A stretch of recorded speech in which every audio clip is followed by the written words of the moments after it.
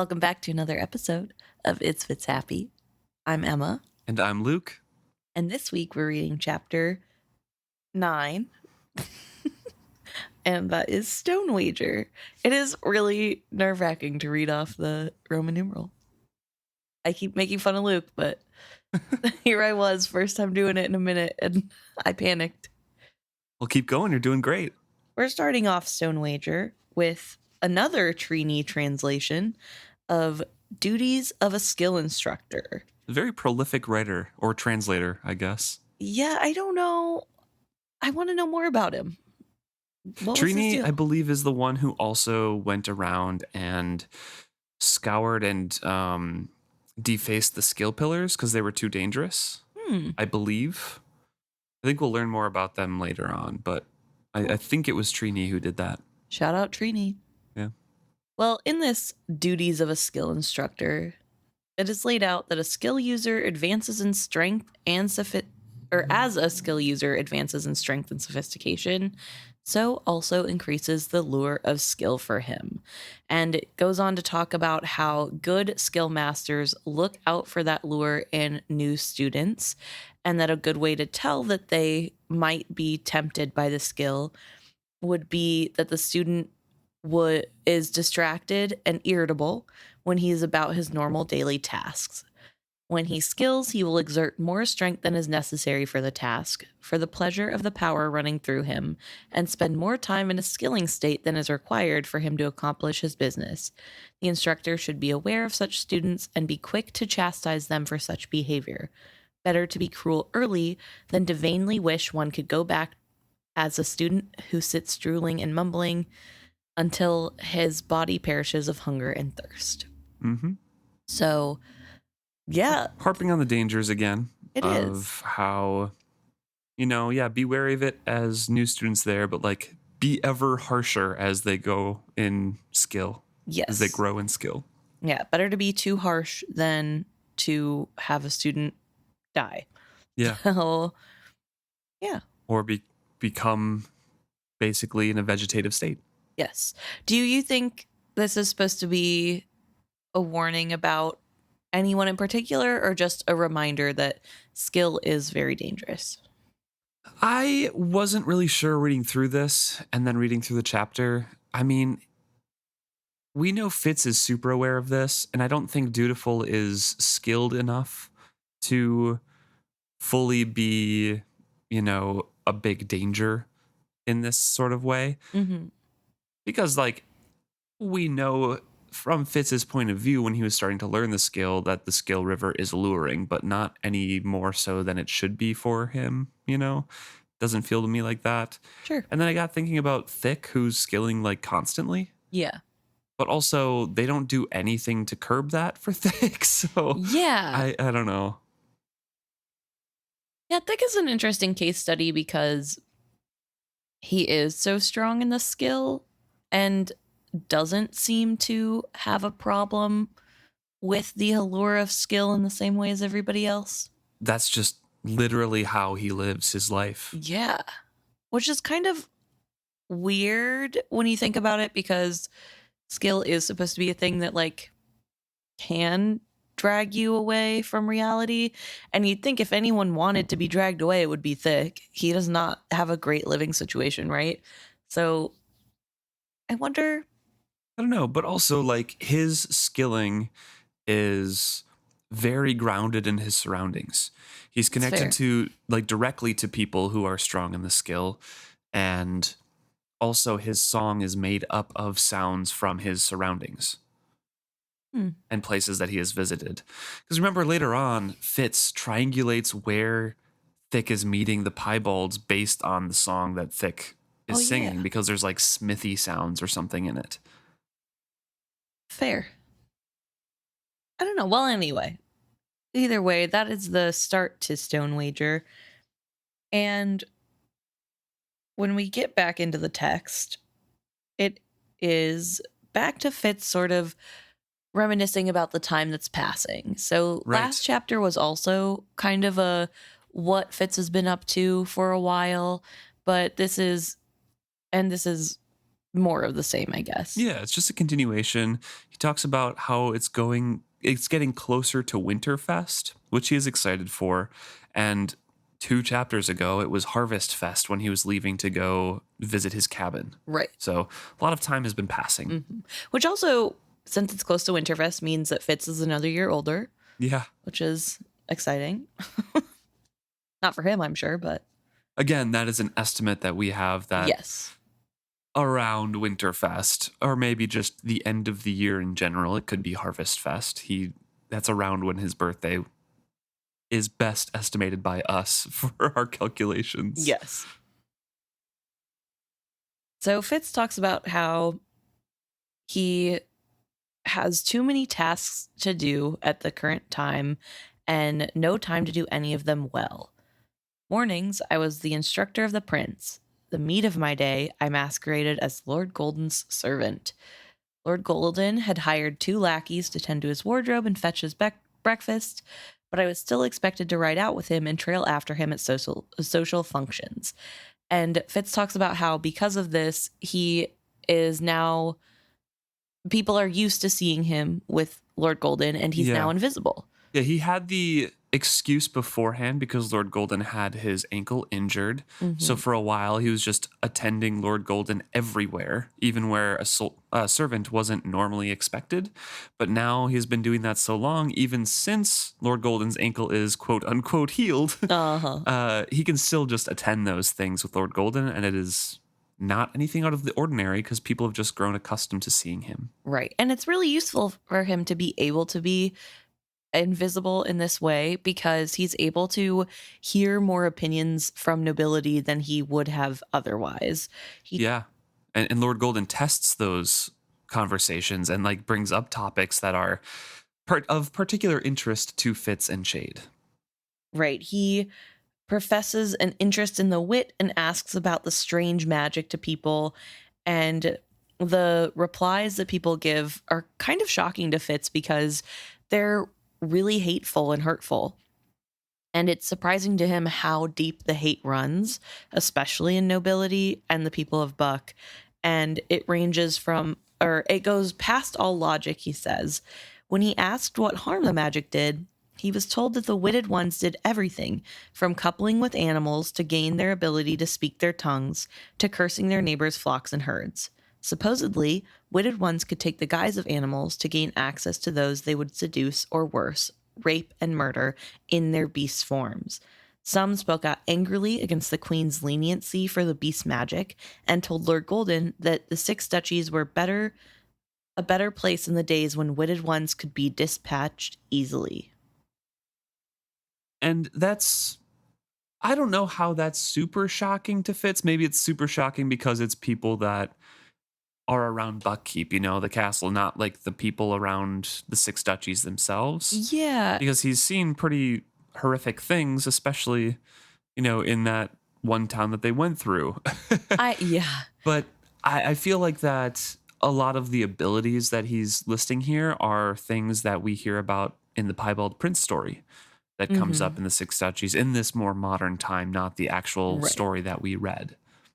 Yeah, I think there's sort of 2 things at play in my mind for this, and that is, one, that Fitz is shocked because it's the nobility that are also upset, and I think this chapter is a lot of disillusionment of nobility being any better than the common man.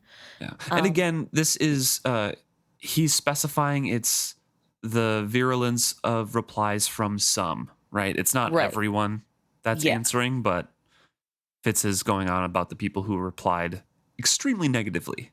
Yes, which is surprising to him. But I also think the other part of the shock for Fitz probably is that I really think that he thinks it's frowned upon, but not hated as much as it is everywhere. Like, it's fringe people. This is something that Regal sort of stirred up in people. They just want the spectacle of the killings. They don't actually hate their neighbor. Right. But now he's seeing firsthand that yes, they really, really do. And even if that's the poor common folk or the rich nobility, there are people that really, truly just hate the people for being different. Mm-hmm. But that's not all he's doing with his time listening into these conversations. He also is furthering his own studies of the skill scroll. Yeah, more often than I'd like to admit, I left my studies and went instead to Buckkeep Town, not to meet my boy. Sometimes I caught a brief glimpse of Hap as he left Jinna's house on his way to meet Svanja. Our conversations were limited to brief greetings and his empty promise to come home early so that we might have a real visit. Often enough, I saw a speculative look pass over his face as he watched Jinnah and me together, and just as often I was relieved that he did not come home as early as he had promised. So Fitz has that one sentence of like, yep, I'm also studying, but also more often than I should, I went down to visit Jinnah. And last chapter, we left off with Fitz kind of avoiding Jinnah for a few days. Yes. Because of their awkward conversation. Yeah, so I don't know. It just goes back to his whole like, oh, I wouldn't want to do something in front of my boy to teach him bad ways, but then doesn't actually change his ways at all to make that possible. And he's also continuing to court Jinnah and not court. That's not quite the right word, but no, not. Meet up with her. Have a secret tryst. Yeah. And just sort of, I think his behavior here in avoiding his studies and avoiding spending time doing what he needs to be doing or what he should be doing to go meet up with a girl is exactly what he's upset with Hap for, and maybe why he can't chastise Hap, because that is who he is too. Fitz says that he was in danger of settling into a routine that was, if not comfortable, at least predictable. Despite my intentions to remain ever wary against the piebalds, their continued silence and inactivity was lulling. I almost dared to hope that Lodwine had died of his injuries. Perhaps his followers had disbanded, and the threat was no more. Despite the way they had terrorized me on that night on the road to Buckkeep Castle, it was difficult to maintain an ever-watchful stance when drowned by a constant wave of silence from them. Complacency threatened. Periodically, Chade would quiz me on my spying efforts, but I never had anything to report to him. As far as I could determine, the piebalds had forgotten us. And again, this is where I think Lodwine is traveling, as wounded as he is, towards Buckkeep. Right. And Fitz also talks about how it isn't necessarily that he stopped everything completely. He goes on to say that he still was spying on Civil regularly, but at this point, he's certain that he's just a normal young man come to court. The only thing in questionable that has happened since he's been watching him is that he intercepted a letter from his mother. From Civil's mom that assures him that she is well and preferred he stay at the court for, quote, "We are also pleased that your friendship with Prince Dutiful is prospering."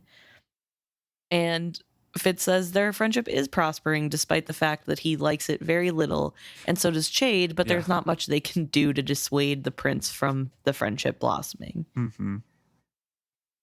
Both of us would prefer that the friendship would be severed, but we wondered how the old blood folk would interpret that, which is very true as well.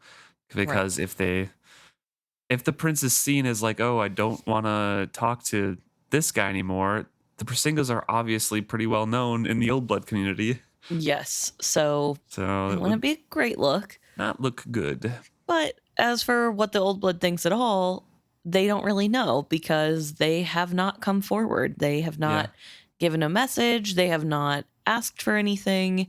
And Fitz does mention that this could be because they're pleased with things for now, because Kettrican has come down and made a law that there are no more killings allowed to happen at all of a criminal, that any criminal found guilty can only be charged with death if it's at the royal court. Yes. And that executions had to take place at Buckkeep, and so far nobody has reached out to her. Right. To get that royal decree. Yes. Which is big because it shows that the things that people were killing old blood for weren't actual problems that they should have been killed for anyway. But I mean, not that they ever should have died, but it also is stopping the deaths in a lot of ways. and making sure that people are safer. And so Fitz and Chade are both sort of nervously optimistic because on the one hand, maybe that is all they wanted, was just not to be persecuted anymore. But on the other hand, they're sort of waiting for the other shoe to drop to find out what else they might want and if that's going to be enough. In a conversation here, Fitz remarks that Chade is a bit grumpy when he's speaking about the old blood because he's like, we kept our end of the bargain and they're not speaking to us. Maybe they only ever wanted persecution to stop in Buck because that's all we have power to do right now. But we're not hearing anything, so all we can do is wait, but stay wary because there's something else that's gonna come down the line, we're sure.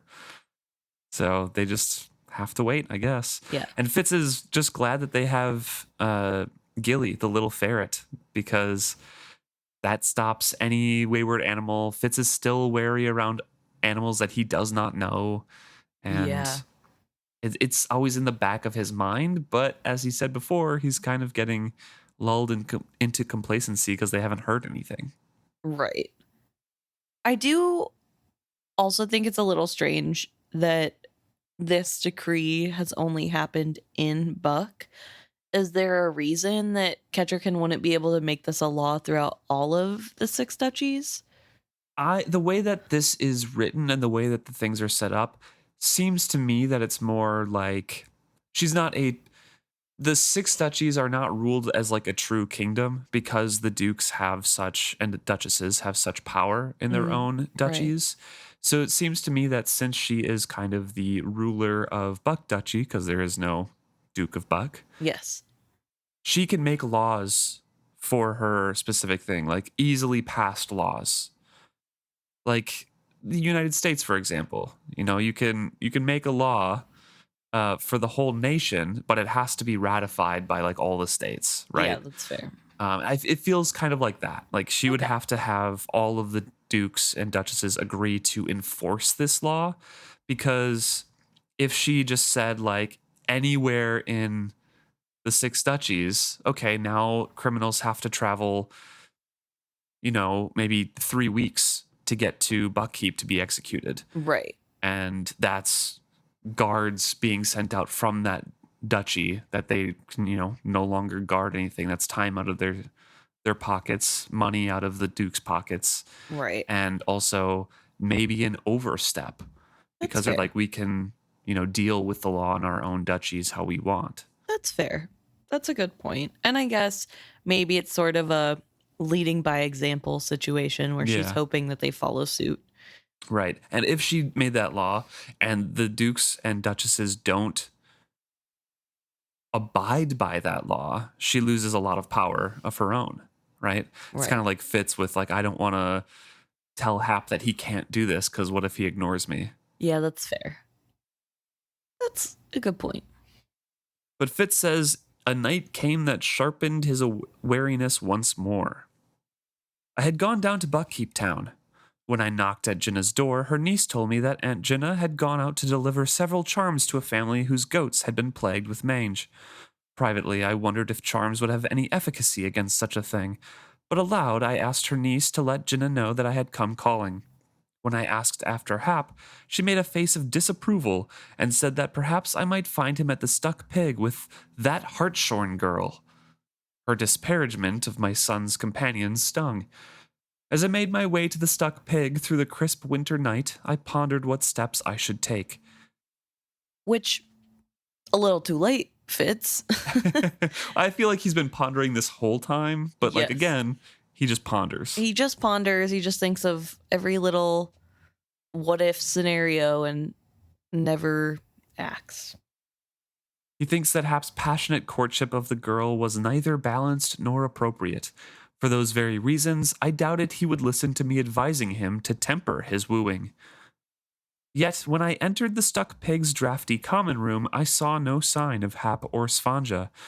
I wondered briefly where they were, but was sharply distracted from that question when I saw Laurel sitting at one of the stained tables. The Queen's huntswoman drank alone. I scowled at that, for I well recalled that Chade had assigned a man to guard her. As I watched, the tavern boy came to fill her mug again. The reckless way she lofted it told me it had already been filled several times that night. So Fitz goes in, sits down, and observes for a while. Doesn't make himself known right away.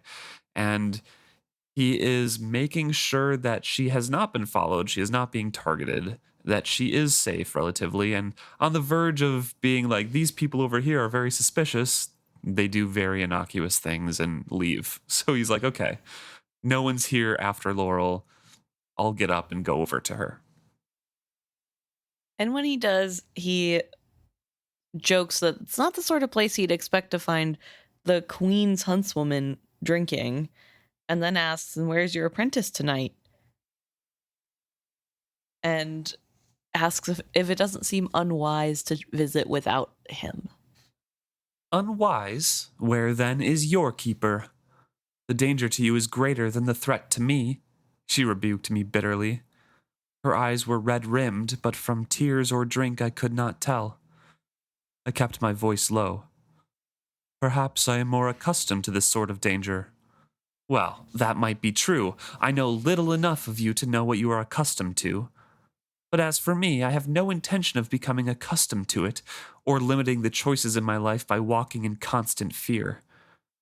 Laurel looked tired, and there were lines at the side of her mouth and the corners of her eyes that I did not recall. She had been walking in constant fear despite her brave dismissal of it.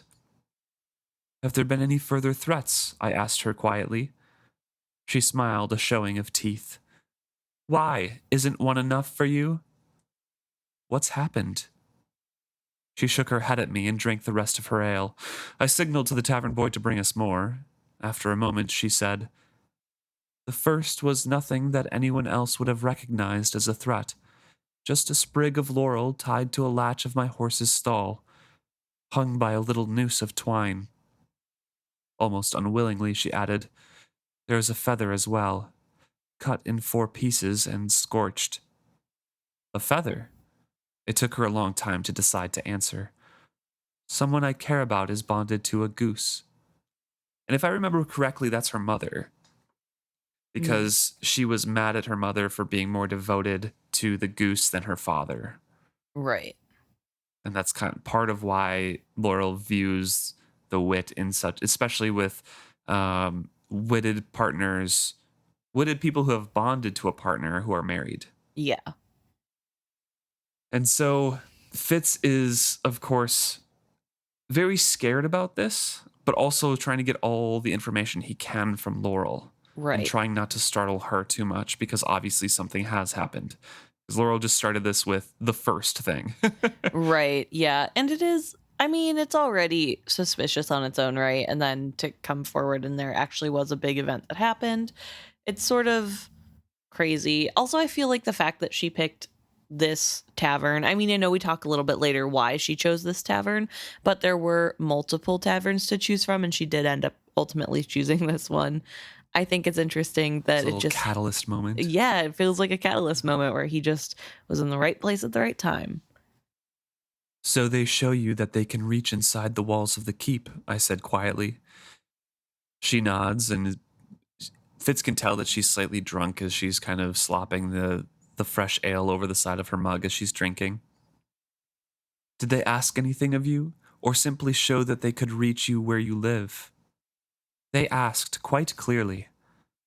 How? A little scroll left amongst my grooming gear for my horse. All in the stables know that I insisted on caring for Whitecap myself. It simply said that, if I knew what was wise, I should leave your black horse and Lord Golden's Malta in the far paddock at night. You didn't do it. Of course not. Instead, I assigned a groom that I trust to watch over them both last night. So this is recent. Oh, yes. And you told the Queen? No, I told no one. But why not? How can we protect you if we don't know you are threatened? I didn't want them to think that they could use me against the Queen. I wanted it to be that if they pulled me down, they pulled only me down.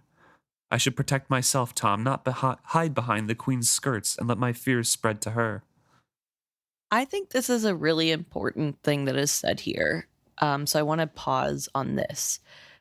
Laurel was raised with witted people. Yeah. And this idea that Fitz, this idea of not going for help has been something that Chade and Fitz have been sort of ruminating over, of why aren't the old blood people coming to our, like, ask for help? Right. Why don't they go to the queen, who very clearly cares and is at least open to hearing them out? Why don't they go to her for help? And I think that answer can be seen kind of through this answer with Laurel of, Interesting. I don't want to pull the other people down. Like, I need to face this on my own. I don't want to endanger others, and I don't want to be seen as a coward for going to the queen. And I think, at least for me, I read that and thought, oh, so that's probably what the old blood is thinking. They don't want to endanger other people because, I mean, ultimately for them, if they don't know for sure that the queen actually does care, right, and if they go and expose not only themselves but their friends and family, they are risking them even more. And so they might as well just deal with the pain that the piebalds are creating, because then at least it's brave or whatever. But right. I do think this is a nice little insight to perhaps why some old blood people are not coming forward. Fitz thinks that's brave and foolish, but he keeps those thoughts to himself and prompts her onward, where she says, nothing happened to those horses, but Whitecap was dead in her stall the next morning.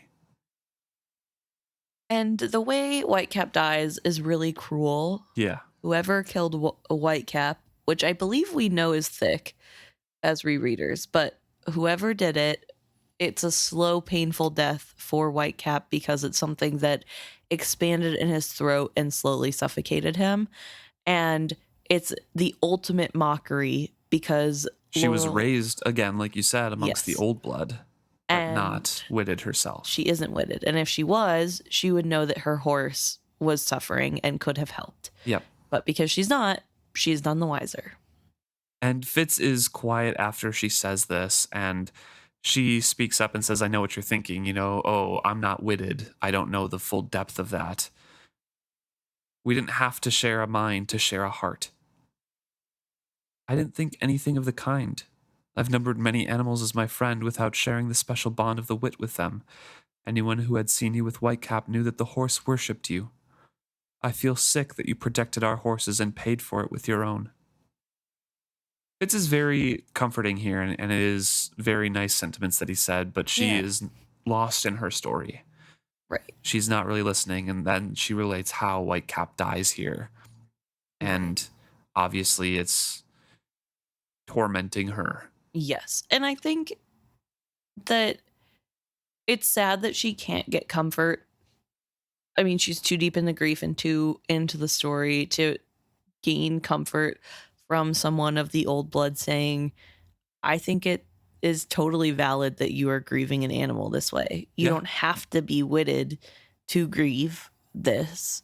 That doesn't make your grief lesser. I think it's really nice. And it is very kind of Fitz, because Fitz did have such a hard time after Night Eye's passing with sort of struggling with other people, and they're not grasping of how severe the death was. Like, so I think it's very kind of him to, even though he might feel like, there is a stronger loss to be had, he is still sort of respecting that it is still a loss, and that you don't have to be witted to feel that loss. Mm-hmm. And when she relates to Fitz how Whitecap dies, all he can think of is, this is evil beyond imagining, and gives credence to all of the evil things that people attribute to the witted. It just gives them substance for all those rumors, because this is insane for someone of the old blood to do. Right. And I do want to go back to, I think this is Thick who has done this. I don't think Thick knew that's what he was doing. He was just told to, like, feed the horse, or to put this decoration on the horse's stall or whatever. I don't remember exactly, so you're alone in thinking that right now. Yeah. I just have no idea. Okay. So I think this is one of those things that and I could be wrong, maybe I'm misremembering, but I feel like when Fitz finds out that the piebalds are using Thick, this is one of the things that he finds out that Thick had done. Okay. And he's like frustrated by it Right. or whatever. I don't know. Rightfully so, but yeah, I'm pretty sure that's what has happened. But they could have another person in the stables or anywhere. Yeah. She took a sudden gasping breath and turned to me blindly. Her face was panicky with a pain that she did not want to admit. I lifted my arm and she put her face against my chest as I folded her in my embrace. I'm sorry, I whispered by her ear. I'm so sorry, Laurel. She didn't weep, but only took long, shuddering breaths as I held her. She was past weeping and nearly past fear. I thought to myself that if the piebalds succeeded in pushing her to fury, they might face a stronger foe than they intended to create, if they didn't kill her first. I shifted in my chair. Habit had made me place my back to the wall. Now I deliberately sought a full view of the tavern and any who might have followed her here. It was then that I saw Jinnah. She had probably come to the tavern to look for me after speaking with her niece. She stood by the door she had just entered. For a fraction of an instant, our eyes met.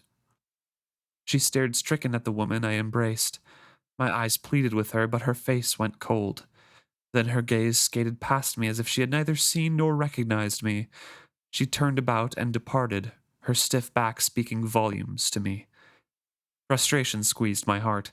I was doing nothing wrong, and yet Jinnah's posture as she left the tavern told me how affronted she was. Nor could I leave Laurel sitting alone and inebriated to hurry after Jinnah and explain to her, even if I had felt inclined to do so. So I sat stewing in my discomfort while Laurel took several more deep breaths and recovered herself. And then Laurel sits up abruptly and kind of pushes away and says, "No, I'm good." Yeah. Which I do want to talk for a minute. I feel like there's a really big difference between a loving embrace and like a sexy meet-up embrace and somebody devastated hugging someone for comfort. Like there has to, and I know that she wasn't crying necessarily, but she was like breathing really heavily as though she was crying. Fitz's back was to Jinnah, though, so she wouldn't be able to see a lot of details. Yeah. Fitz's back is to the wall. He's looking out at the tavern. He's front facing. He says he adjusts to look at the tavern, and that's when he sees Jinnah. But his habit has placed his back at the wall anyway. Oh, okay. Either way, Jinnah is seeing Fitz first and then the woman on the other side, so might not be able to see as much detail because she is also nearsighted. She has glasses, but don't know how good the correction is. I guess that's true. I agree with you, though, that there is definitely a difference between the two, but also with Fitz just last chapter being like, yeah, this is just two adults doing something and I feel bad about it. Like, I don't like doing this. And then her obviously being hurt by like, oh, we're just two adults doing something that we chose to do and there's nothing deeper here. Then she sees him embracing another woman, like just down the road, immediately after he inquired at her door. I don't know, jump into bad conclusions, being like, oh, he didn't get to me, so he moves on to the next woman. Maybe, yeah, that's fair. I don't know. I feel like part of me is also like, Fitz would never do that, and she spent enough time with him that it should be pretty clear that he wouldn't be that kind of guy, but I guess he is seeing her casually. Maybe she thinks he is capable of it. I don't know. Either way, she takes it the wrong way, but Fitz doesn't help things because he sort of is frustrated by the situation and then decides he'll just have to deal with it later, which is fair. I mean, that part I'm not frustrated or like think is bad. He does need to take care of Laurel, and at the end of the day, Laurel needs him right now. Right. But he does later talk about how he continues to avoid Jinnah, which I think is annoying because it's like it would be really simple to just stop by on your way and be like, hey, this is my friend, by the way, who just had a loss.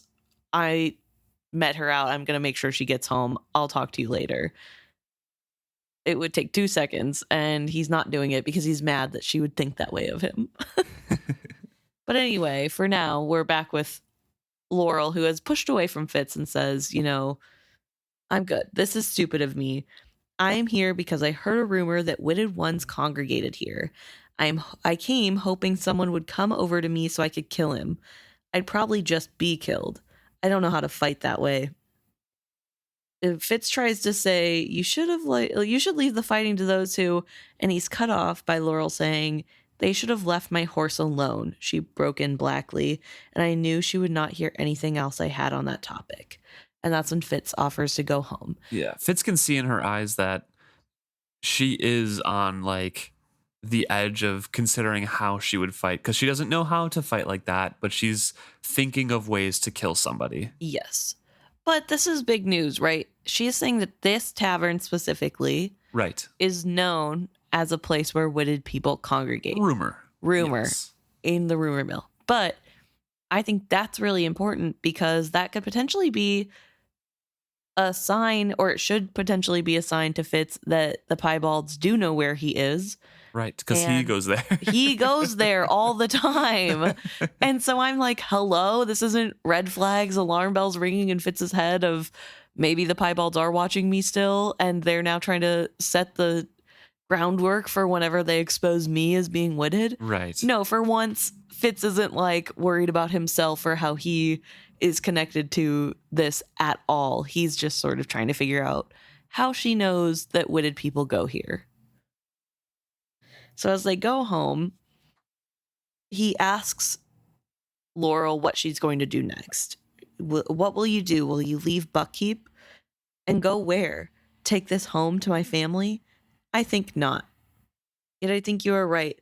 I cannot stay here. What will they do next? What is worse than killing my horse? We both knew several answers to that. And so they're quiet for a while, and then Fitz finally asks, is it true that the witted go to Stuck Pig? She gave a shrug. So it is said of that tavern. Folks say it of many dives, fit for the witted. Surely you've heard that phrase before. I hadn't, but I filed the information anyway. Perhaps in that slander lurked a germ of truth. Was there a tavern in Buckkeep Town where the witted congregated? Who would know? What might I learn there? And that's, I don't know, crazy to me that that's where that line of thinking stops. It's just like, ooh, I could learn something from a witted tavern, and not, the tavern I go to all the time is suddenly being said as one of the places witted people might be. So they approach and go through the gates to Buckkeep Castle, and just past the gates, Fitz sees her apprentice hastening towards them to meet them. And he's wearing like a very angry scowl on his face and eyeing Fitz up and down because he's a mystery man, right? Right. And his charge is in Fitz's arms. So. Yes. And Laurel sort of whispers something to him, and he calms down a little, but still glares at Fitz. So Fitz isn't really sure what is said, but he kind of doesn't care. And after he's passed off Laurel, he sort of goes over to the horses. Yeah, he goes to the stables to just investigate a little bit. My Black is greeting him with the usual warm show of indifference. Not that Fitz can blame her, because hasn't really spent much time riding the horse recently. Right. In truth, she was to me just a horse. I rode her when Lord Golden rode Malta, but other than that, I trusted her care to the stable hands. It suddenly seemed a callous way to treat her, but I knew that I had no time to give her more. I wondered what the piebalds had intended. If our horses had been left in the far paddock, would they have been stolen, or worse? With sense straining, I strolled past every stall and scrutinized every drowsy stable boy and hand there. I saw no one that I recognized, and Laudwine was not lurking beneath the stairs or outside the door. Nonetheless, I did not feel at ease until I was in Chade's upper chambers that night. He was not there, but I left him a full written account. We discussed it the next day, but came to no real conclusion. He could not think of any way to keep Laurel safer without confining her even more tightly, and she would not care for that. She does not like that I have a man beside her, yet what more can I do, Fitz? She is valuable to us, for it may be she will draw these piebalds out of hiding. At what cost? I had asked him harshly. As little as we can make it, he replied grimly. And I think that's where I like Chade's mindset of things. That like there is always going to be a cost. You might as well mitigate it as much as possible. Whereas Fitz wants there to be a solution that is zero cost. Right. He's looking for anything like, oh, then I will be the danger, no one else. Mm-hmm. And Chade's like, we need to just deal with the threat. Yeah, we don't have time. Yeah. And Fitz asks Chade, what do you think they wanted with mine and Lord Golden's horse? Chade lifted a brow at me. You know more of witted magic than I do. Could they ensorcel them to throw you, or somehow use them to listen in on your words? Though it doesn't work that way, I said wearily. Why our horses? Why not Prince Dutiful's? It is almost as if the fool and I were their targets rather than the prince. Chade looked uncomfortable. Almost reluctantly, he suggested quietly, a cautious man might wish to follow that thought and see where it led. I stared at him, wondering what the old assassin was telling me in his obscure way. He folded his lips and shook his head at me as if he regretted having spoken the words. This is annoying because then, like Fitz being the uncautious man he is, he doesn't dwell on it ever again. Right. And the fact that even Chade knows about the rumors going on, crazy. Fitz is still in the dark? Do you think it's just the rumors? Because I don't think it's just the rumors. I think that's part of it.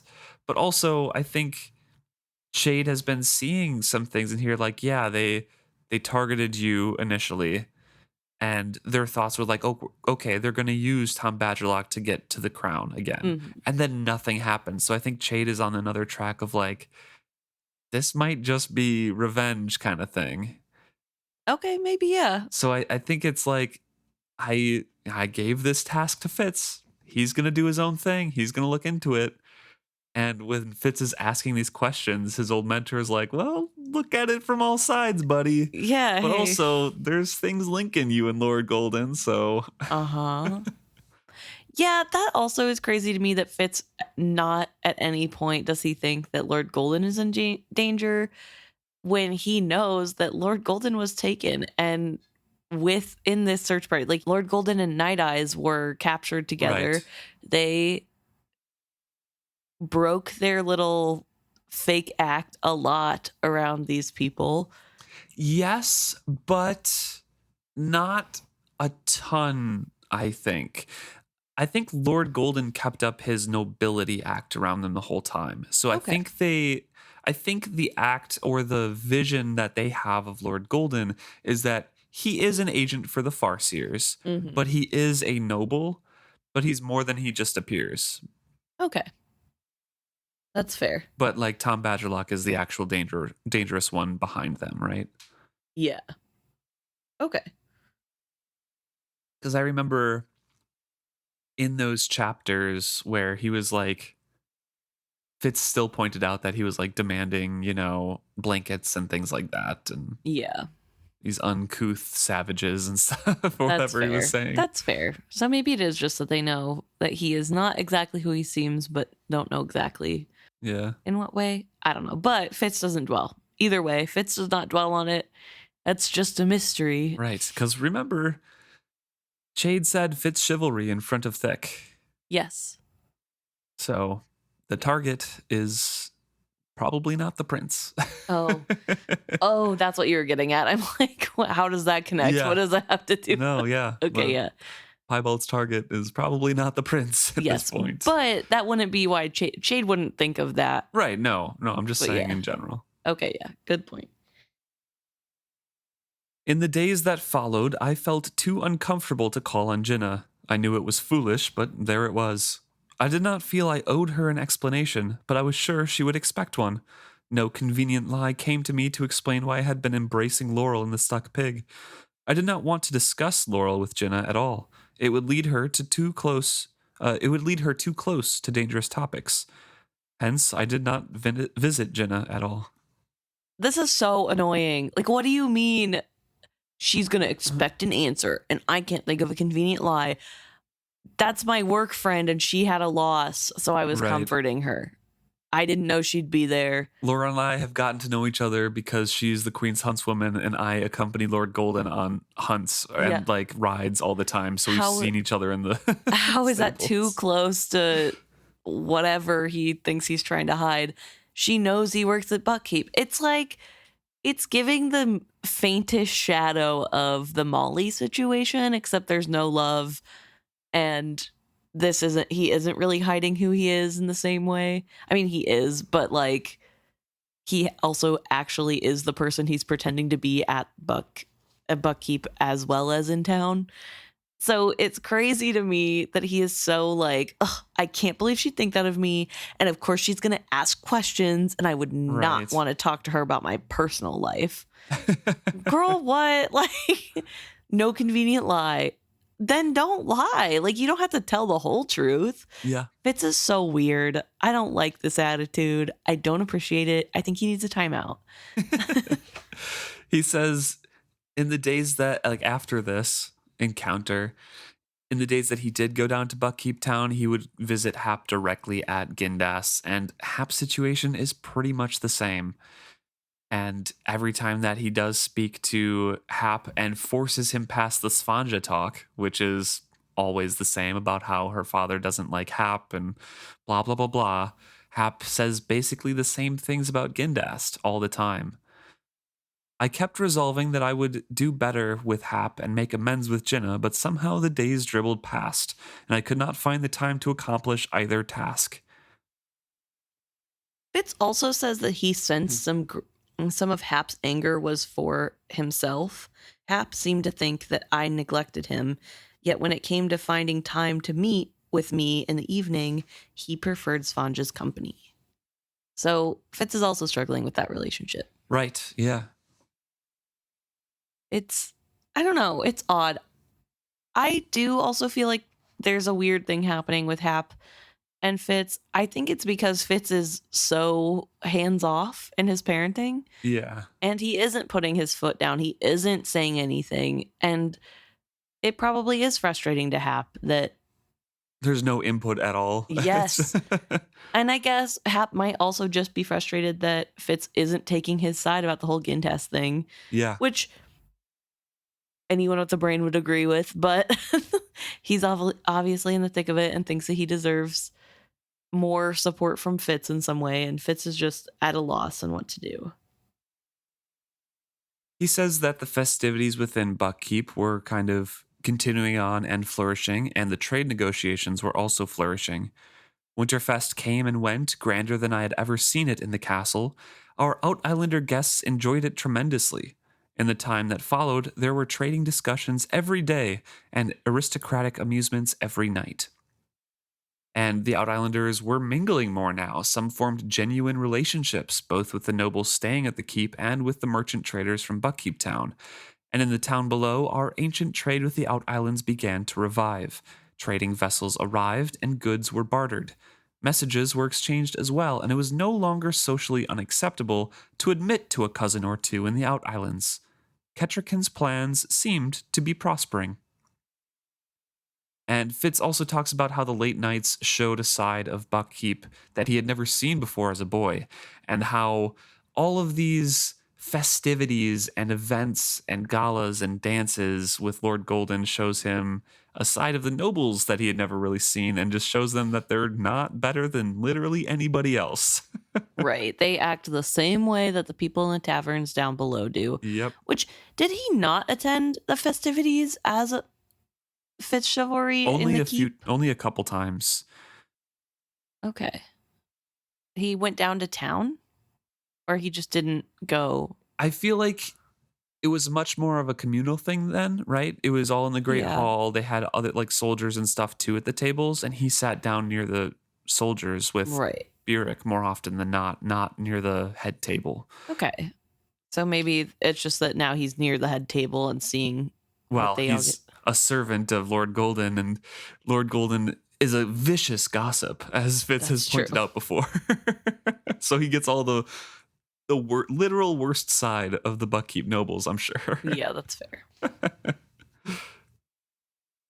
Women, young and old, single and married, flocked to Lord Golden's charms, as well as young men desirous of distinguishing themselves as the, quote, the Gemalian Lord's friend. It amused me somewhat that not even Starling and Lord Fisher were immune to Lord Golden's social allure. Often they joined him at the gaming table. Twice they even came to Lord Golden's chambers to sample fine Gemalian brandies with his other guests. It was difficult for me to maintain my attitude of servitude and disinterest in her presence. Her husband was a physically affectionate man, often drawing her body close to his and boyishly stealing a kiss. Then she would gaily rebuke him for such unseemly public conduct, yet often enough managed to snatch a glance at me as she did so, as if to be sure I had noticed how passionately Lord Fisher still courted his wife. At times it was all I could do to keep a stoic expression on my face. It was not that my heart or flesh burned for her. The pang that assaulted me at such a time was that she deliberately flaunted her happiness in a way calculated to remind me of how solitary a life I led. In the midst of the fine court with its merriment and elaborate entertainment, I stood, a silent servant, witness only to their pleasures. I don't think that's the message she's trying to convey, Fitz, but if that's what you want to think, sure. I mean, I think it's partly kind of the message that she's conveying.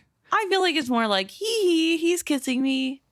You know what I mean? Like, I don't know that it's as calculated as like directly glancing at Fitz every time that happens. Yes, to be like, see, he likes me. Aren't you jealous? Because she wants him to be jealous. Right. It's immature, but I don't think it's like, you're alone and I have company. I think it's I bet you're jealous and wish this was you. Well, I mean, her last barbs to him, right, were about the solitary life he led and how alone he was. That's fair. So without her. Yeah. And that's literally not even true. I don't know. She acts like she's the only one who could have been with him.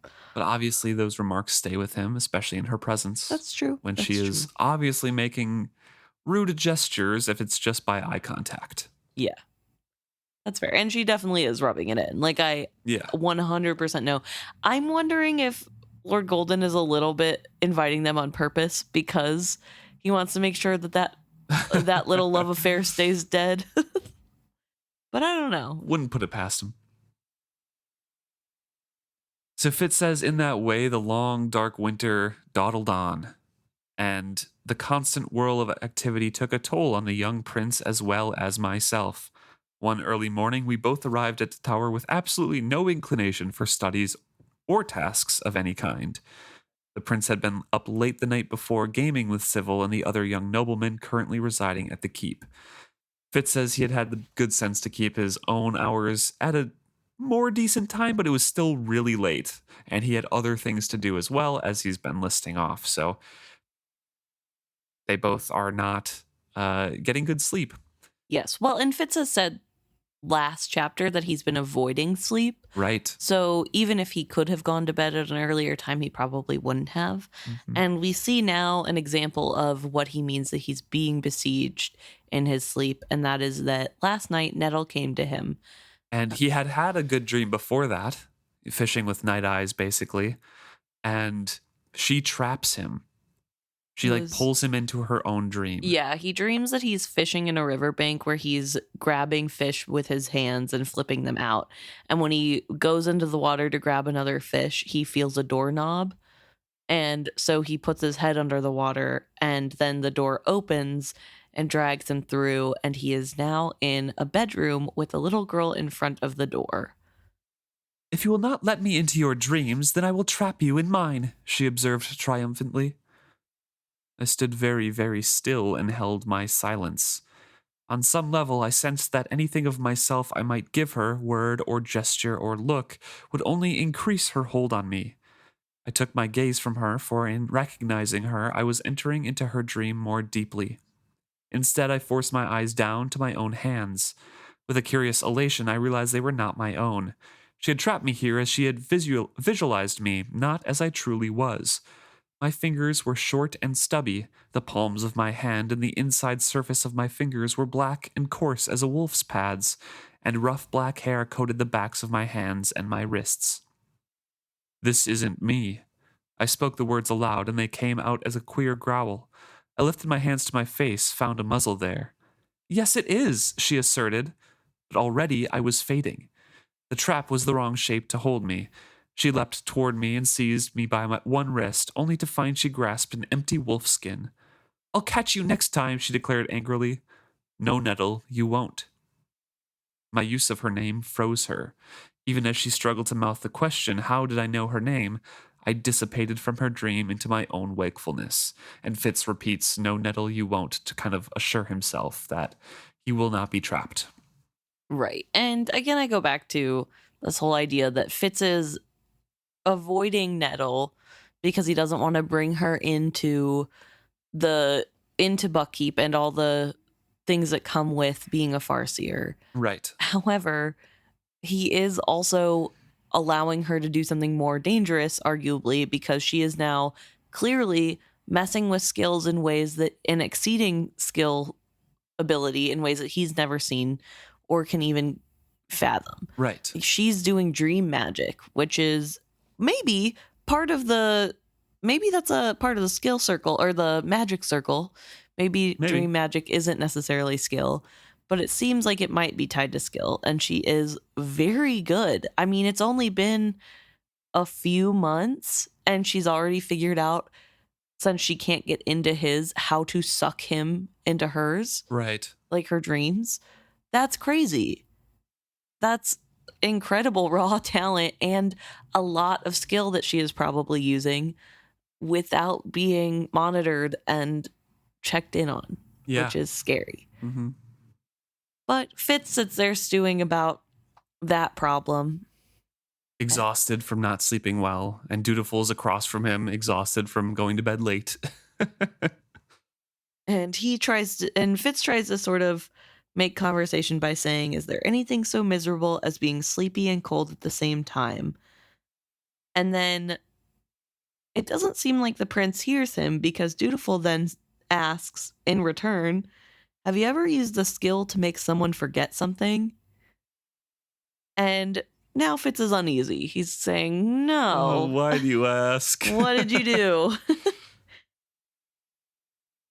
I fear that I said something last night to someone that, never intending that, I didn't even mean it that way, but he faltered to a halt, looking miserable. Start at the beginning, I suggested, which is what he used to be told. Right, yeah. And so he starts at his beginning. Yeah. Dutiful does, saying, Civil and I were playing Stones, and Stones, I interrupted him. He sighed again.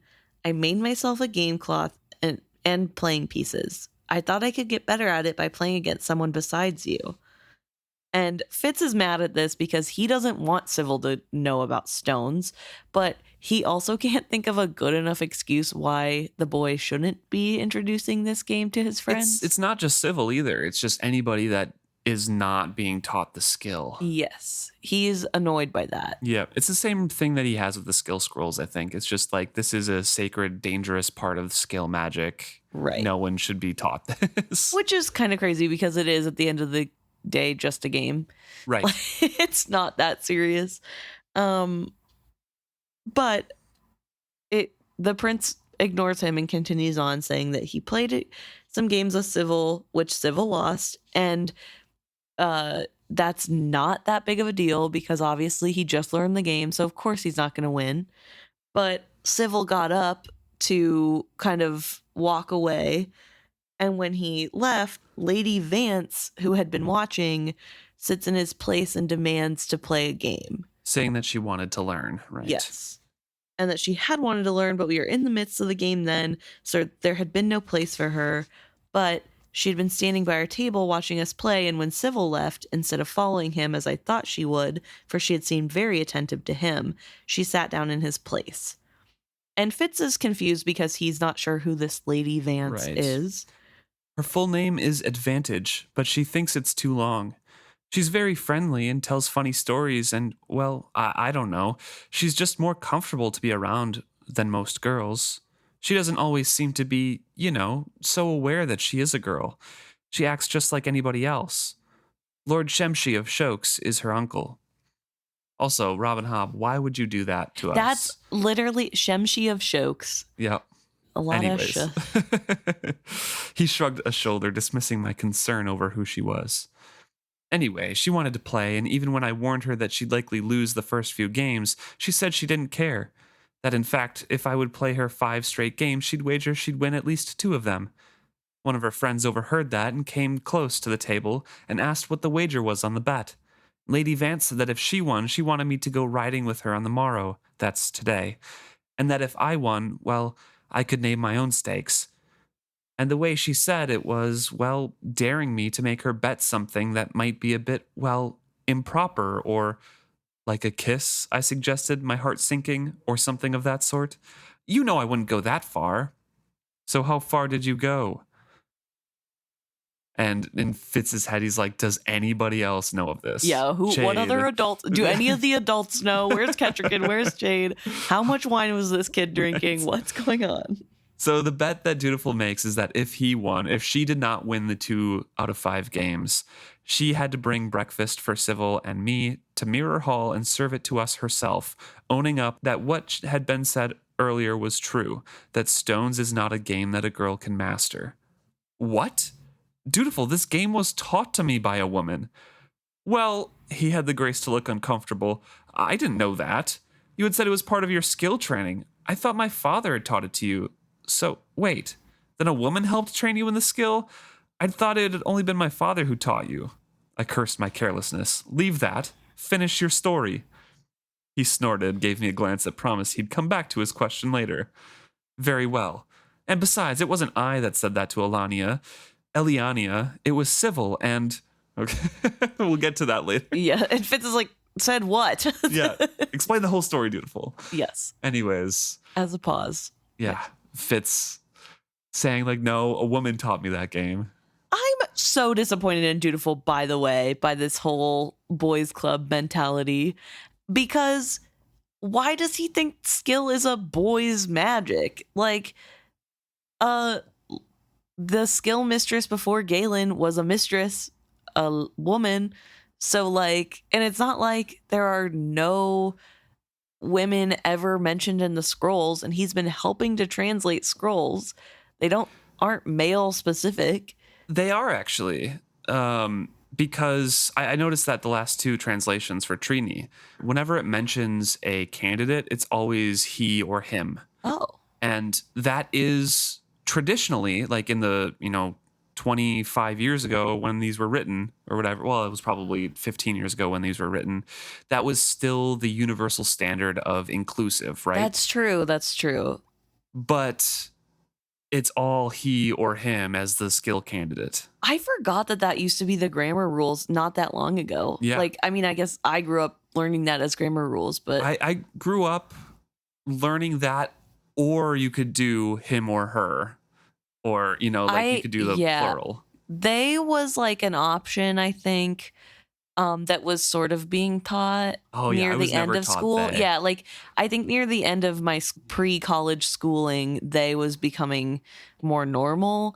And then by the time I got to college, I distinctly remember senior year of college, I was in a class that was for freshmen, and the teacher saying something about how it's really hard for her to wrap her head around they, because she's so used to people having to put he down. And so sometimes she accidentally marks it as wrong. She's like, it isn't wrong and it is way better, but I was so used to marking it as wrong. It's just like my mom grew up using, to start a next sentence, you use 2 spaces. Oh yeah, that's not a thing anymore either. It was not a thing when I grew up, so that was hard for her to get used to with my homework.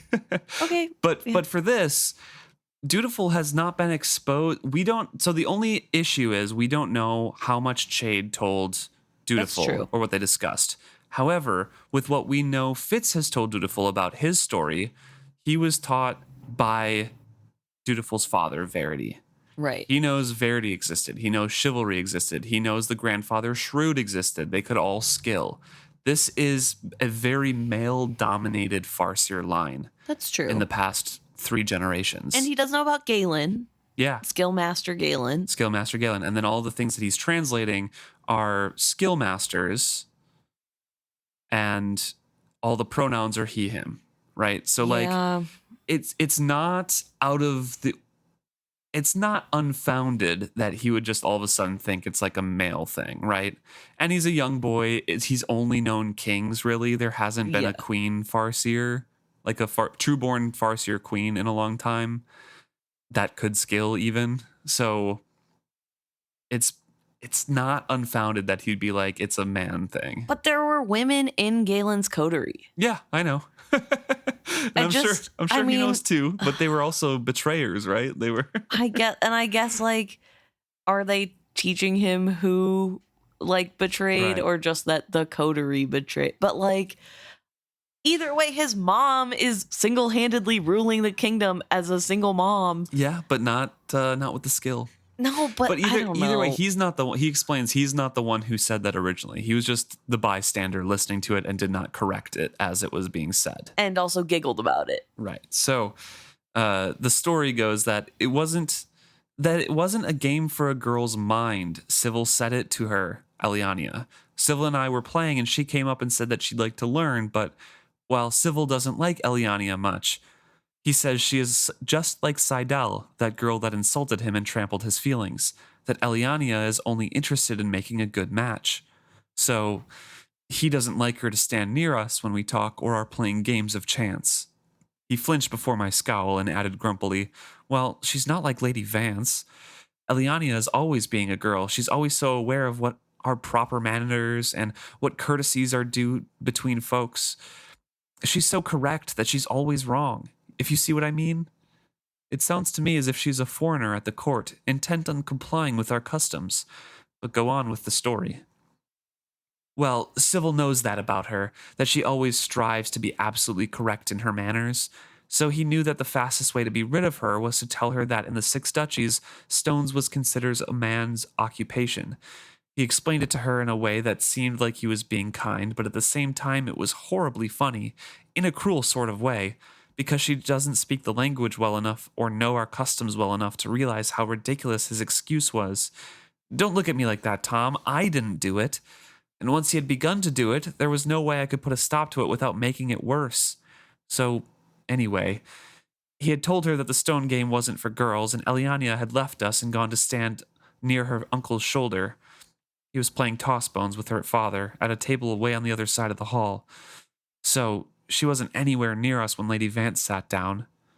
Well, I set up the game and we began to play. First two games went exactly as I supposed they would. On the third game, I made a silly mistake and she won. The fourth game, I won. And now, I think I deserve a little credit for this. Halfway through the fifth game, I realized how it might be seen as improper when she lost, if she actually did come to serve breakfast to Civil and me. I mean, even Duke Shemshi might see it as an insult, his niece acting as a servant to us, even if it didn't bother Elliania or Mother. So I decided it might be better to let her win. I'd still have to take her riding, but I could make sure there were others with us, perhaps even Elliania. So you let her win? Yes, I did. And by then, because she had been quite excited when she won the third game, laughing and shouting, Dutiful goes on to describe that a large group had gathered, and some of Lady Vance's friends called out and exclaimed, different things. So it attracted attention for everything. Yes, one of her friends says, well, my lord, it seems you were badly mistaken earlier when you said this was not a game a girl could master. And I said, I only meant to be clever, Tom, I swear, not to offer insult. I said, what did you say? I asked harshly as he faltered. Only that no girl could master it, but perhaps a beautiful woman could. And everyone laughed and lifted glasses to drink a toast to that, so we drank. And then it was cups down, and only then did I realize that Elliania was standing there at the edge of the crowd. She hadn't drunk with us, and she didn't say a word. She just stared at me with her face very still. Then she turned and walked away, and I don't know what she said to her uncle, but he stood up immediately and gave over the game to her father, even though there was quite a stack of coins riding on the outcome, and the two of them left the gaming hall and went directly to their chambers. And Fitz is like, oh no, does your mom know about this? Yeah, does Chade know about this? Like you said before, let's get the adults in on it. Yeah, and he's like, he doesn't think his mom or Chade know because they both excused themselves earlier in the night. Right. So they weren't there when this happened. And Dutiful is wincing at that because he already knows like the reaction that they're going to have to it, which is why Dutiful brought it to Tom, right? Right.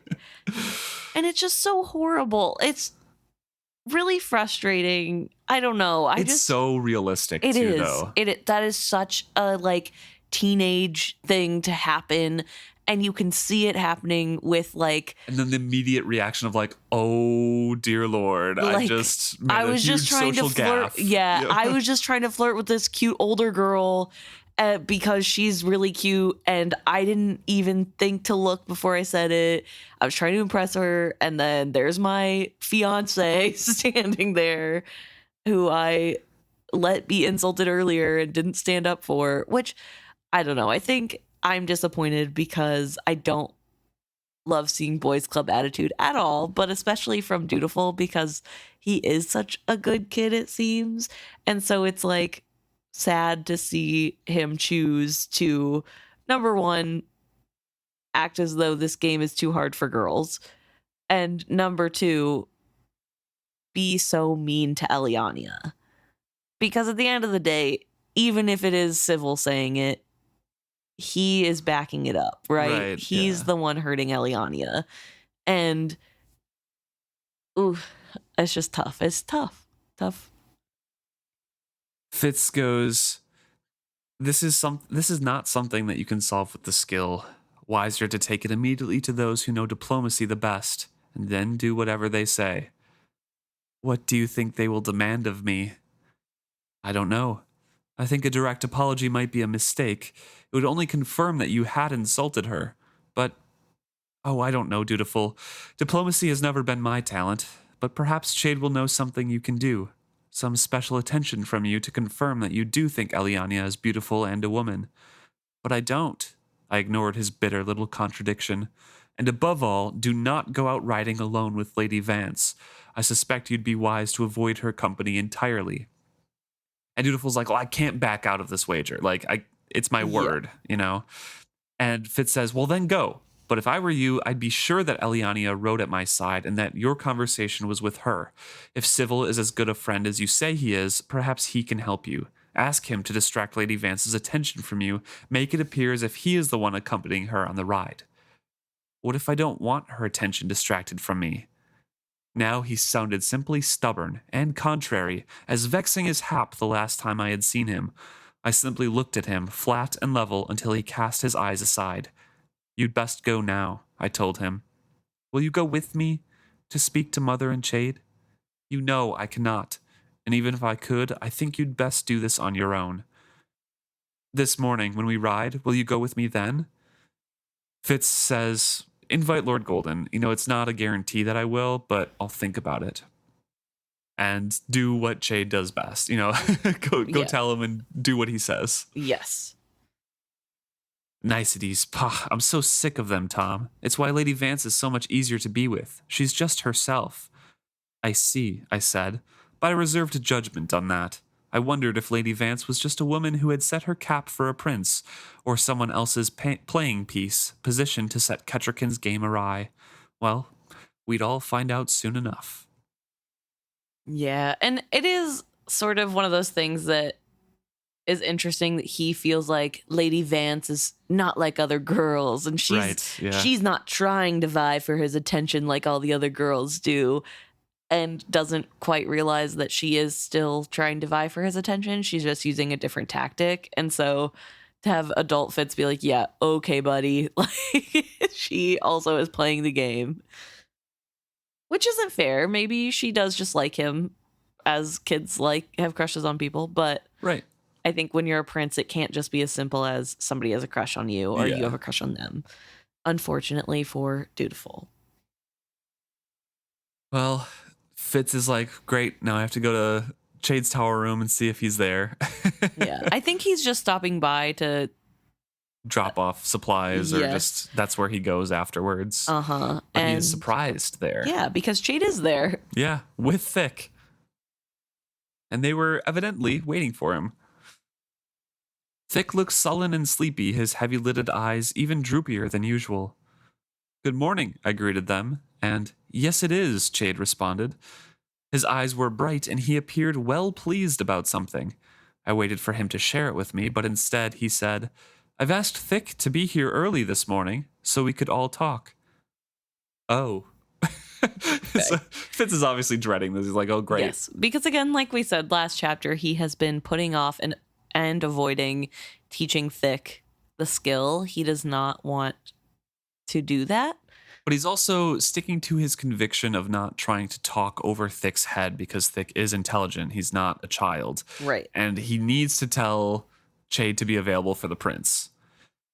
So Chade asks, how is the prince this morning? He's well, I replied guardedly, but there is something he'll wish to see you about, something rather urgent. You might wish to be, where you can easily be found. Soon. Prince sad, Thick confirmed dolorously. He shook his heavy head commiseratingly. My heart sank, but I resolved to test him. No, Thick, the prince isn't sad. He's merry.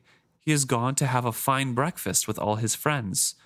Thick scowled at me. For an instant, his tongue stuck out even farther than usual, and his lower lip sagged pendulously. Then, no, Prince is sad song today. Stupid girls, a sad song. La la la lo lo lo lo. The dimwit sang a mournful little dirge. I glanced at Chade. He was watching our exchange closely. His eyes never left me as he asked Thick, And how is Nettle today? I kept my face expressionless. I tried hard to breathe normally, but suddenly I could not quite remember how. Nettle is worried. The dream man won't talk to her anymore, and her father and brother argue. Ya, her head hurts with it, and her song is sad. Na na na na na, na na na na na.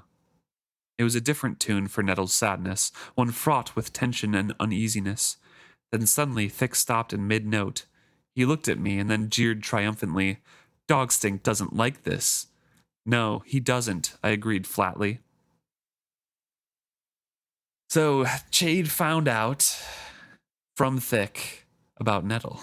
Yes. And Fitz said Nettle's name in the dream. So I think Thick found out that her name was Nettle. Right. Yeah, which is kind of crazy that he's able to sort of skill so crazily. I mean, it's really hard to tell, is he fully reaching out to Nettle right now, or was it through Fitz's connection? Right. I mean, if it's all that distance to Nettle without having a personal connection to her, that's crazy. Yeah. I know that there is no distance when it comes to skill, but to get the connection and like find her, it has to be Yes. through Fitz first, right? Like it has to be some sort of connection there, and then just kept in contact because it's familiar. And it keeps coming back, right? Like, so Yeah. that I feel like she keeps traveling through the skill in this direction, and so he keeps catching her, maybe? I don't know. It's hard to understand how this magic works. So, but it is kind of a scary thing where right now he knows Nettle's name. He knows a lot more than he should. And Fitz is super cautious, right? We skipped over it, but the reason why he is not talking over the head of Thick is because of Rosemary. He says Rosemary's name. He says he underestimated someone just because they were a child once, and he's never going to do that again. It doesn't matter how somebody appears, he's going to treat them as though they're a spy. Mm-hmm. And so this Getting close there, Fitz. Nice job. Yeah. But Chade dismisses Thick here, and Thick recounts like, oh yeah, I did all my chores. He turns to go, and Fitz says, wait, do the other servants still hit Thick, take his coins, or is it better now? He frowned at me, his brow wrinkling. The other servants? He looked vaguely alarmed. The other servants. They used to hit Thick, take his coins, remember? I tried to copy his inflection and gesture. Instead of jogging his memory, it made him draw back from me in panic.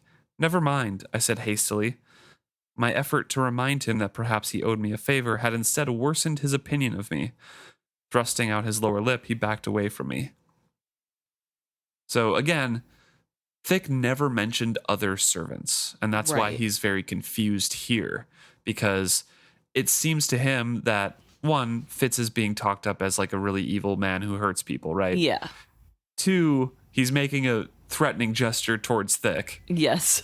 3, he's implying that the other servants are going to start hurting Thick. Yes. And that's all from Thick's perspective, right? Right. Fitz is like, I'm trying to remind you of what you told me. Yeah. I helped fix that, right? Like, I'm not a bad guy. It's just a funny situation. Reading it as a rereader here. But Thick leaves. And Fitz looks back at Chade and goes, So?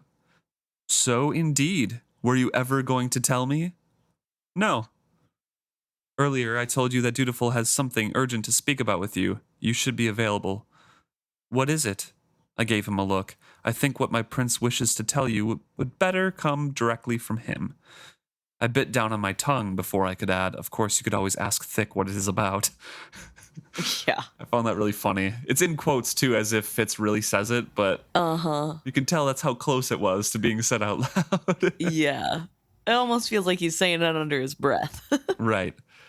But then Chade's like, okay, yeah, I'll go to my chamber shortly, but first, is Nettle in any danger? I'm sure I don't know. I saw him rein in his temper. You know what I mean. She's skilling, isn't she? Without guidance of any kind, yet she seems to have found you.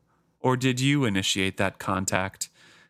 And Fitz isn't really sure in his mind again. Right. And this is what I've been saying, right? Is that, like, there's no guidance. And Fitz has been telling Chade over and over again, the skill is so dangerous. You can't use skill without guidance. You have to have somebody to help you. There are so many dangers to it. And then here's his daughter skilling somewhat regularly enough to be able to reach him in his dreams. And he's not guiding her that he knows of. And because of those previous conversations they had about Dutiful being so readily open to skilling, he's kind of mulling over whether he kind of prepped Nettle as well with connections when she was a baby and kind of laid the groundwork for a skill bond that she's now pursuing.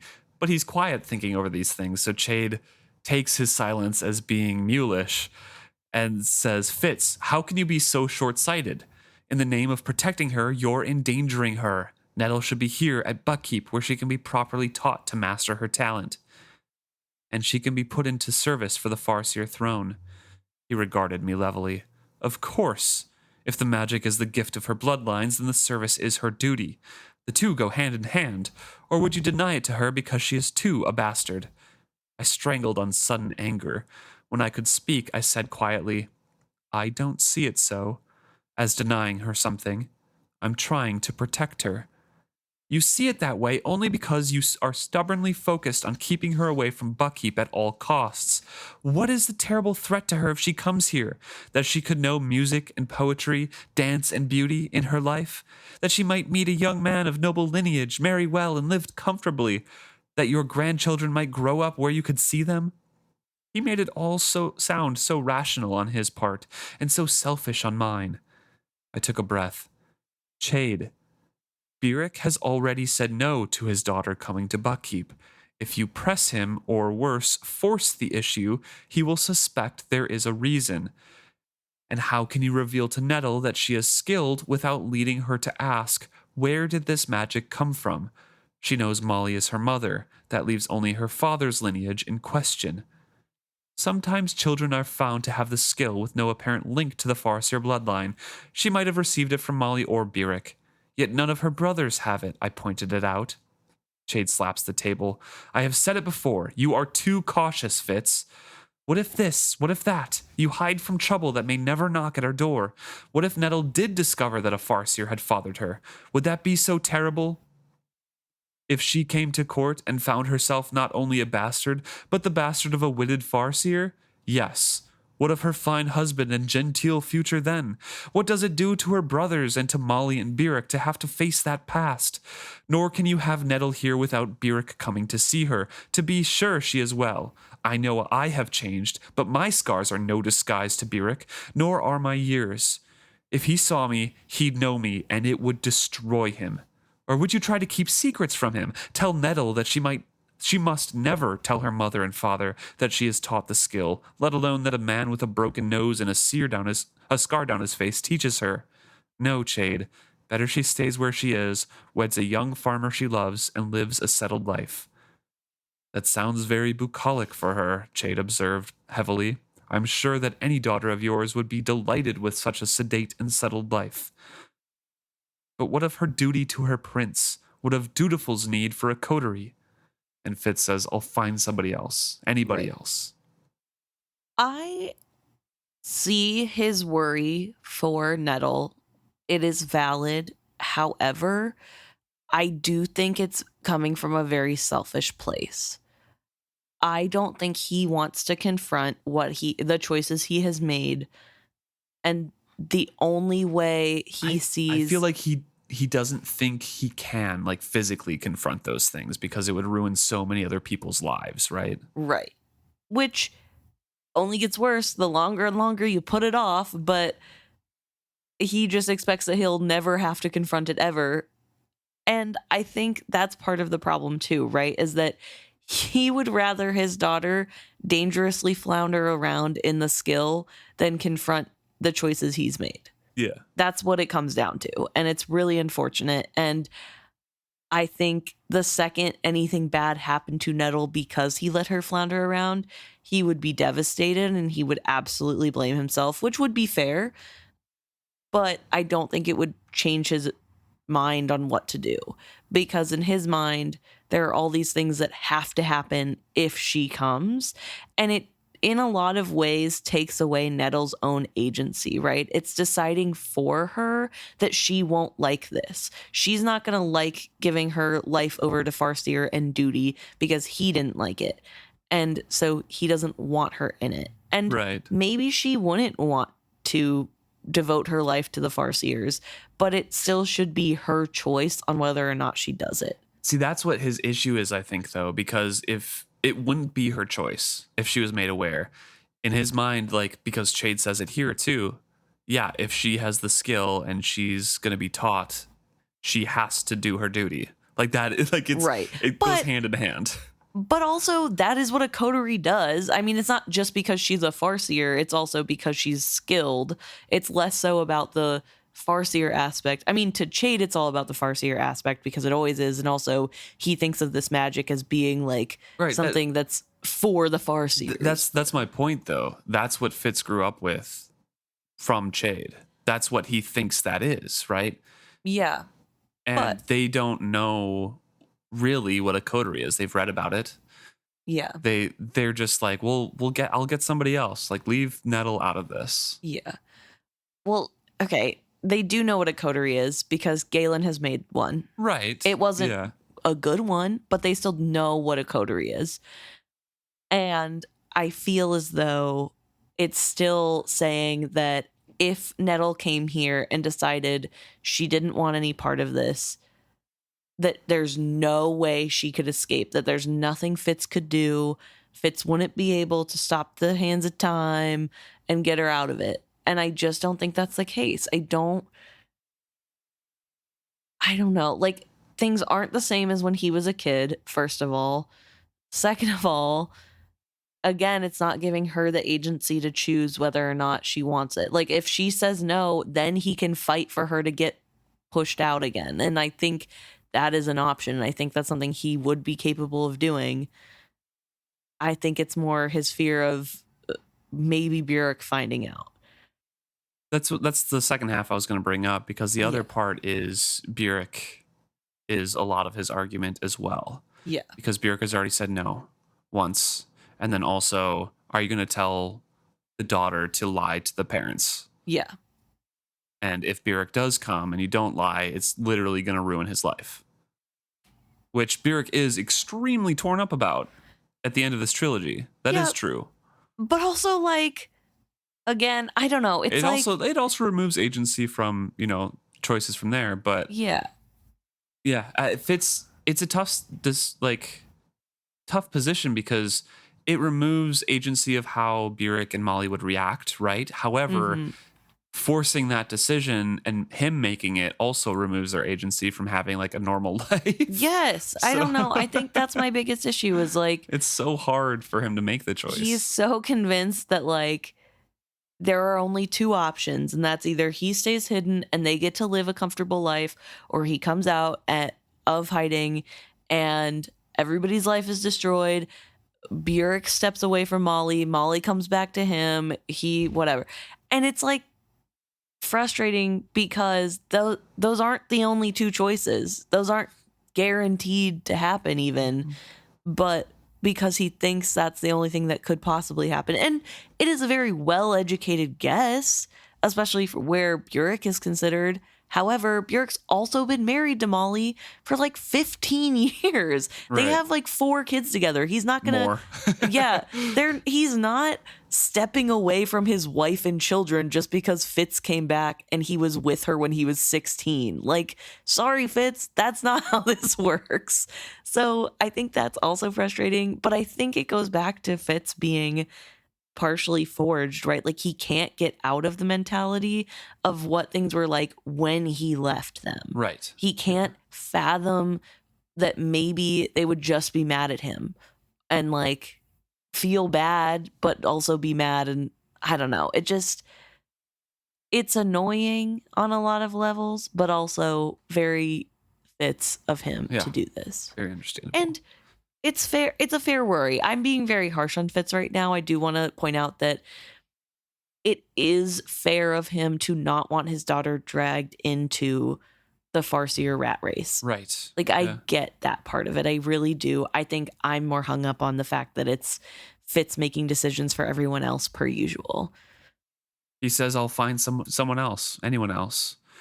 Someone just as strong as she is, but not related to me, not tarnished with any complications. Somehow I doubt that such candidates will be easy to find, or have you encountered such others and not seen fit to tell me? I noticed he did not offer himself. I let that sleeping dog lie.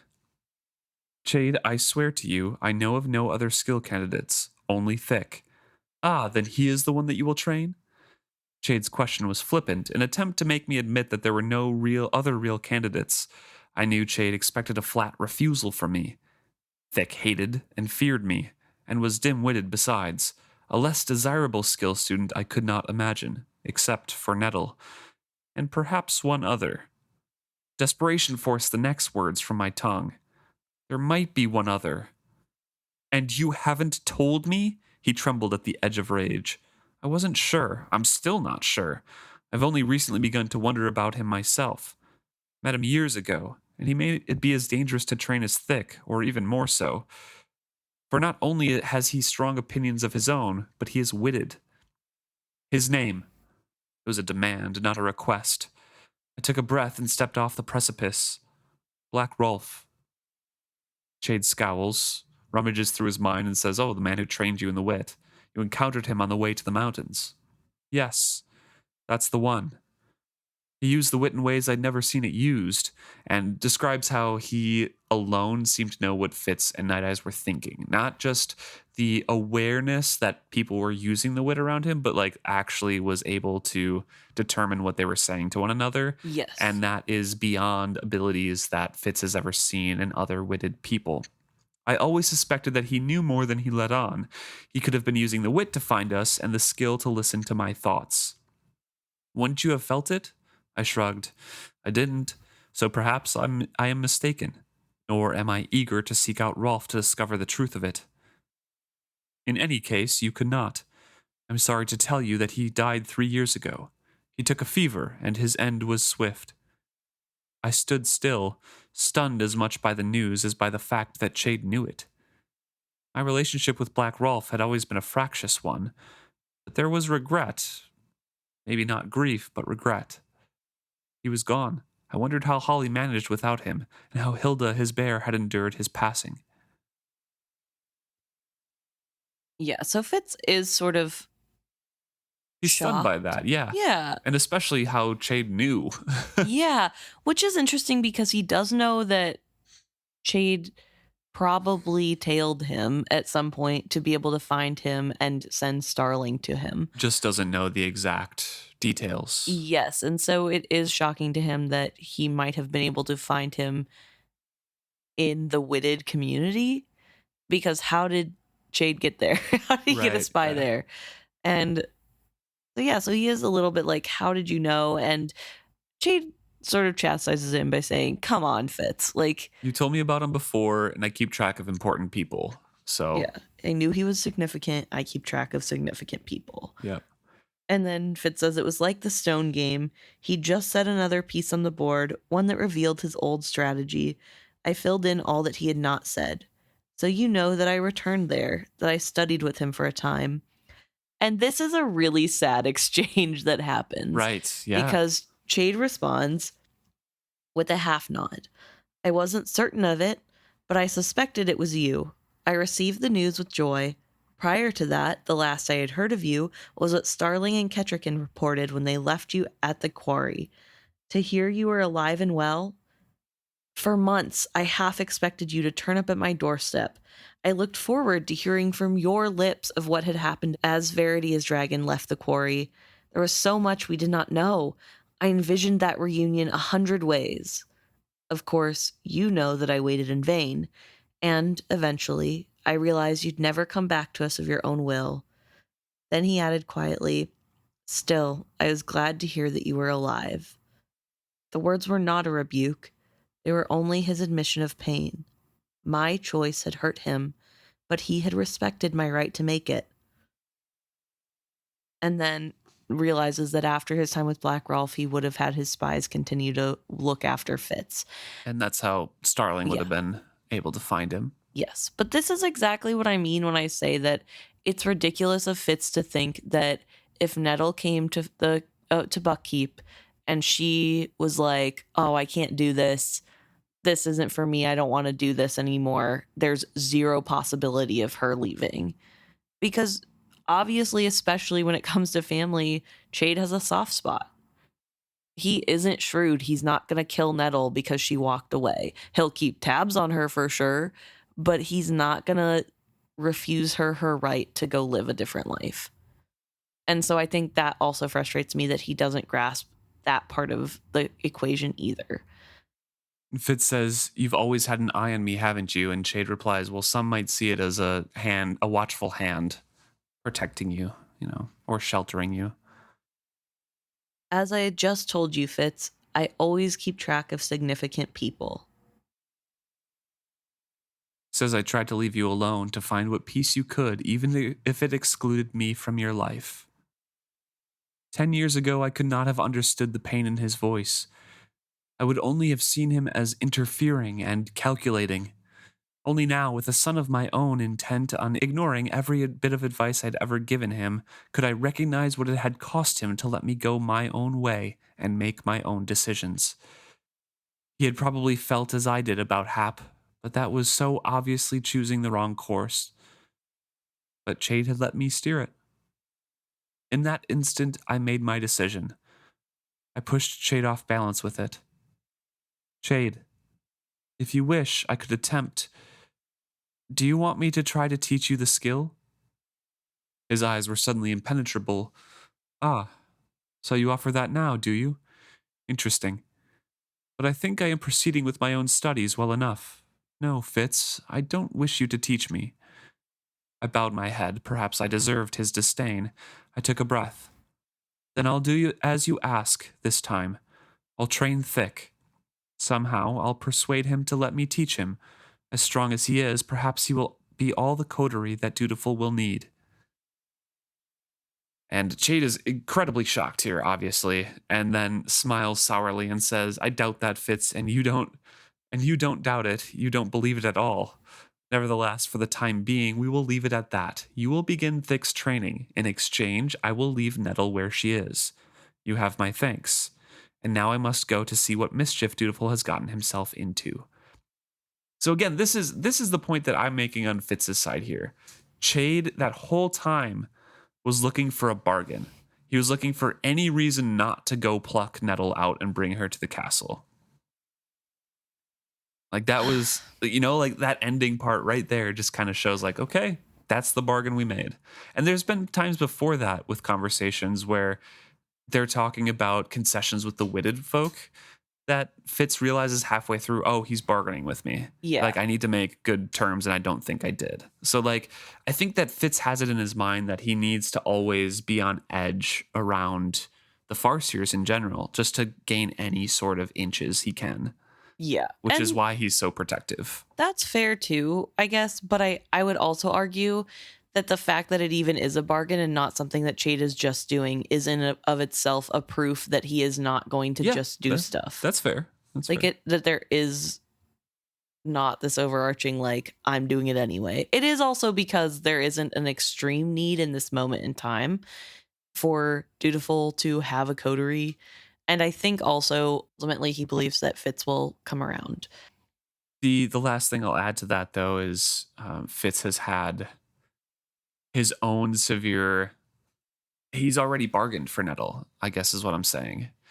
In Assassin's Quest, when he was severely injured and recovering, trying to go to Verity, and he gets brought before Kettrikin and Chade like a trial. Yes. However, that is when they don't know for sure that whether or not she is skilled. And that is more of we should reach out, give her the opportunity to like see if she's skilled, but also give her this life. So that was a different bargain entirely of like, I know, okay. but I'm just saying in general, he's had to bargain for Nettle's freedoms before, and that it's something that he's accustomed to doing with the Farseers. That's fair. That he's had to do this because they are going to take his child away. And Fitz doesn't see nuance like that, you know? That's true. And I think it seems so harsh when we say that he's bargaining for Nettle's freedoms, because I don't think that Kettrikin or Chade sees it as taking freedoms away from Nettle. We're talking from Fitz's point of view here, or at least I am. I feel like to them it's giving her more opportunities and raising her in the correct bloodline. There's also something I wanted to quick ask, because I didn't ask it when it was read out, but Fitz has this worry that Nettle will start questioning her bloodline. Doesn't she know, like, whenever they do finally get Nettle, she knows that she has a different father than Burek, right? I don't remember. I feel like there's a conversation where she says that, like, she doesn't care who her father is Burek. She doesn't care who birthed her or something. Yes, but I think that was because of the shock of realization that Burek was not, and like lashing out against Fitz of like, hey, you're not my dad. Burek is my dad kind of thing. I could be wrong on that. I could be mistaken, but I think at this point she still believes Burek is her father. Okay. But that's the end of that chapter. We get more time passage and Dutiful's mess up at the gaming hall, which I remembered from previous read-throughs, actually. I was wondering where that would fit in. So interesting. I forgot all about it, so I was once again shocked and horrified that he would do this. I remembered it because it's one of the initial things that makes Elliania... it might be on the ride, actually, the horse ride, where she like goes up to him and like proudly declares like, I am 12 by my culture, but 13 by yours. So I'm like only 1 year younger than you, you know, like, she's like, I am not a child. Which, okay. Right. Yeah. Like as a grown adult, a nearly 30-year-old woman, I'm just like, man, it is really funny when you tell a kid they're a kid and they're like, I'm not a kid. Right. There's something really funny about that. I'm not 12. I'm actually 13 and a quarter. So actually, I'm basically an adult. Yep. Yeah. That's like when I turned 11, I said I was a teenager. And my cousins would be like, you're not a teenager. And I'm like, yes, I am. I'm over 10. That's a teen number. And they're like, no, teenagers, the number ends in teen. I'm like, 13 cannot be your first year of teenagehood. Elliania is actually a teenager and not just a tween. Yeah. And that's what they kept calling me tween. And I kept being really mad. I'm like, there's not tween at the end of that. It's a teenager. So just a little fun fact about me is that I used to get bullied about being a baby too. So me and Elliania were birds of a feather. Well, thank you so much for tuning into this episode. If you have thoughts, please email us. Maybe tell us about the times that you were bullied when you were younger. at isfitshappy@gmail.com, or you can message us or comment on any of our social media posts. Please tell us any of the theories that you got, or discussions about Fitz and his overprotectiveness, or how he doesn't act and how he's too cautious. Yes. Or Chade learning the skill by himself. You can comment on any of our socials at isfitshappy. We're at Facebook, Instagram, Threads, Blue Sky, YouTube, and Reddit. Thank you so much. Look forward to hearing from you.